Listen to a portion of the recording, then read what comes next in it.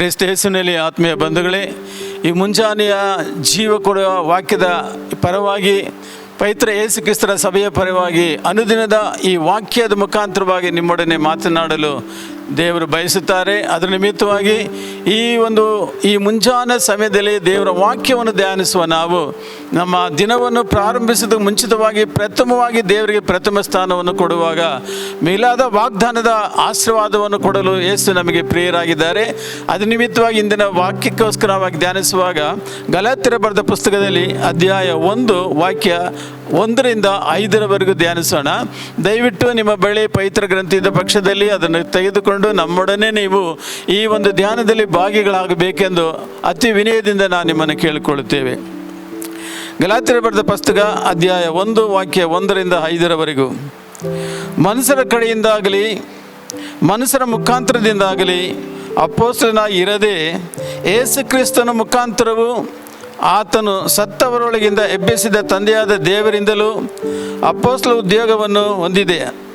ಪೌಲನೆಂಬ ನಾನು ನನ್ನ ಜೊತೆಯಲ್ಲಿರುವ ಎಲ್ಲ ಸಹೋದರರು ಗಲಾತ್ಯರಲ್ಲಿ ಸಭೆಗಳಿಗೆ ಬರೆಯುವುದೇನೆಂದರೆ, ತಂದೆಯಾದ ದೇವರಿಂದಲೂ ನಮ್ಮ ಕರ್ತನಾದ ಯೇಸು ಕ್ರಿಸ್ತನಿಂದಲೂ ನಿಮಗೆ ಕೃಪೆಯೂ ಶಾಂತಿಯೂ ಆಗಲಿ.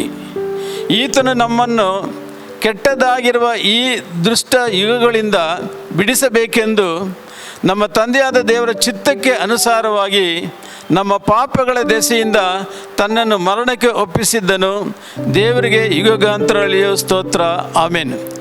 ಕ್ರಿಸ್ತೇಸುವಿನಲ್ಲಿ ಆತ್ಮೀಯ ಬಂಧುಗಳೇ, ಈ ವಾಕ್ಯದ ಧ್ಯಾನದ ಮುಖಾಂತರವಾಗಿ ದೇವರು ನಮಗೆ ಮನದಟ್ಟು ಮಾಡಿಕೊಡುವ ಸಂಗತಿ ಏನೆಂದರೆ, ನಾವು ಈ ಲೋಕದಲ್ಲಿ ಅಂಧಕಾರದ ಇರುಳಿನಲ್ಲಿ ಬಿದ್ದಂಥ ನಮ್ಮನ್ನು ಜೀವಕರವಾದ ಬೆಳಕಿನ ದೇವರ ಒಂದು ಸನ್ನಿಧಾನಕ್ಕೆ ನಮ್ಮನ್ನು ಕರೆದಿದ್ದಾರೆ.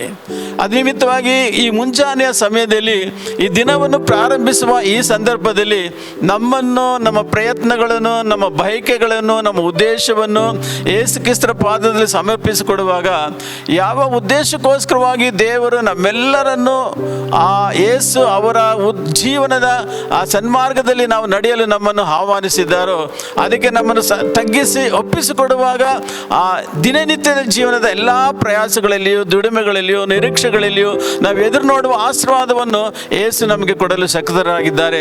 ಆದರೆ ನಾವು ಮಾಡಬೇಕಾದದ್ದು ದೇವರಿಗೆ ಪ್ರಥಮ ಸ್ಥಾನವನ್ನು ಕೊಡುವಾಗ, ದೇವರಿಗೆ ಪ್ರಾಮುಖ್ಯತೆಯನ್ನು ಕೊಡುವಾಗ, ದೇವರ ವಾಕ್ಯವನ್ನು ನಾವು ಅಳವಡಿಸಿಕೊಳ್ಳುವಾಗ ಅದರ ಆಶೀರ್ವಾದಗಳನ್ನು ನಾವು ಪಡೆದುಕೊಳ್ಳುವಂತೆ ಕೃಪೆ ತೋರುವ ದೇವರು, ಯುಗದ ಸಮಾಪ್ತಿಯವರೆಗೂ ನಾನು ನಿಮ್ಮೊಡನೆ ಇರುತ್ತೇನೆ ಎಂದು ಹೇಳಿ ವಾಗ್ದಾನ ಮಾಡಿದವರು ನಮ್ಮೊಂದಿಗಿದ್ದು ನಮ್ಮನ್ನು ಈ ದಿನ ಮಾತ್ರವಲ್ಲ, ಒಂದೊಂದು ಕ್ಷಣದಲ್ಲಿಯೂ, ಒಂದೊಂದು ದಿನದಲ್ಲಿಯೂ, ಒಂದೊಂದು ಗಳಿಗೆಯಲ್ಲಿ ನಮ್ಮನ್ನು ಆಶೀರ್ವಾದ ಮಾಡಿ ನಡೆಸುವವರಾಗಿದ್ದಾರೆ ಎಂಬುದಾಗಿ ಯೇಸುವಿನ ಪಾದದಲ್ಲಿ ಸಮರ್ಪಿಸಿಕೊಂಡು ಈ ಆಶೀರ್ವಾದವನ್ನು ನಾವು ಪಡೆದುಕೊಳ್ಳೋಣ. ಆಮೇನ್.